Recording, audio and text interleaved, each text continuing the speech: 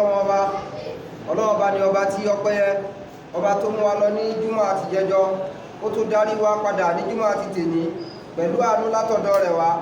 Ọba tó yẹ pé òun náà pàṣẹ kí gbogbo nǹkan máa ṣe tí ó máa ṣe, yóò sì pàṣẹ kí nǹkan máa ṣe tí nǹkan náà ò ní ṣe, kódà gbogbo ayé fẹ́ kó ṣe é ṣe. Àìmọye èèyàn tá a jọ kí ní jẹjọ tó wù wá kásìjọ kí tèní tọ́rọ̀ ọba àdìkọ́ láti mú sọ́dọ̀. Àìmọye èèyàn láti rò pé kò ní dèní tọ́rọ̀ ọba ni ó tún máa bẹ yóò máa lùsẹ̀mí ayé. Adúgbò fọ́rọ̀ ọba àdìkọ́ lánà, ọba tó yọ̀ǹda orílẹ̀ fún ọba àṣoní o, ọba tí òbí mọ́tẹ́nìkan òbí, ọba tí ó jẹ́ pé gbogbo agbára ọ̀dọ̀ rẹ̀ ló wà. Bẹ́ẹ̀ ni ọ̀nà òlàmúgbálẹ́gbẹ̀ẹ́ kò sálábìjọ, kò sí alábìsùn fún Ọlọ́run, mímọ́ fún Ọlọ́run ọba àdìkọ́ ọlá.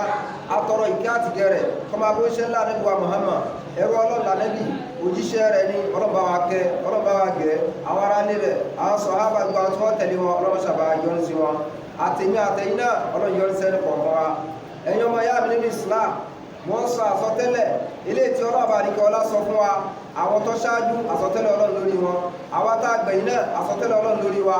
Àwọn ànábì Ọlọ́run sọ, àwọn sàhábà sọ, àwọn àfáà ń sọ, àwọn náà tún wí tiwa. Èyí tọ́lọ̀ bá ń sọ tẹ́lẹ̀ wa pé ká páyọ̀ Ọlọ́run, ká bẹ̀rù Ọlọ́run.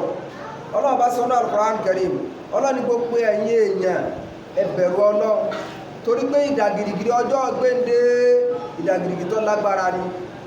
Ìdàgìrìgì tẹ́nìkan ò ní ráyè wọ ẹnìkan lẹ́yìn ni.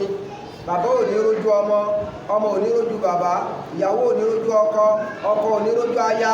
Ọjọ́ tálábò yóò máa bímọ òjijì, ẹ bẹ̀rù ọjọ́ náà. Ẹ fọjọ́ yìí ẹ fi sínú ìpáyà. Gbogbo tẹ́ bá fẹ́ máa ṣe nínú iṣẹ́ yín, ẹ bẹ̀rù Ọlọ́run lórí ọjọ́ náà. Mo tẹ́ bá fẹ́ máa sọ́nú ọ̀rọ̀, ẹ bẹ̀rù Ọlọ́run nípa ọjọ́ náà. Mo tẹ́ bá fẹ́ máa hù nínú wà, ẹ bẹ̀rù Ọlọ́run nípa ọjọ́ náà. Àwa Ànábì wa Muhammad sallallahu alaihi wasallam gbogbo ìgbà náà ni máa sọ fún wa pé ká páyà Ọlọ́run níbikíbi tá a bá wà, ká bẹ̀rù Ọlọ́run. Lẹ́nu iṣẹ́, nínú mọ́sálásí, nínú ilé, láàyè káyé ó ta bá wà, ká bẹ̀rù Ọlọ́run.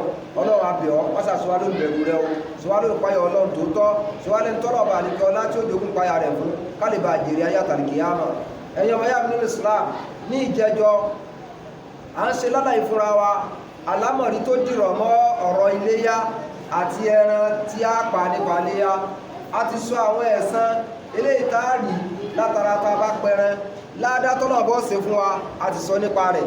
Lénìí a máa tẹ̀síwájú nínú ìdájọ́ àwọn àfáà tí wọ́n gbé kalẹ̀ lórí ọ̀rọ̀ ẹran iléyá, nípa pé gbogbo ẹran iléyá tá a bá pa ó níye ọdún tí wọ́n gbọ́dọ̀ tó ká tó pa wọ́n, ó níye àkókò wọn tá a gbọ́dọ̀ tó ká tó pa wọ́n.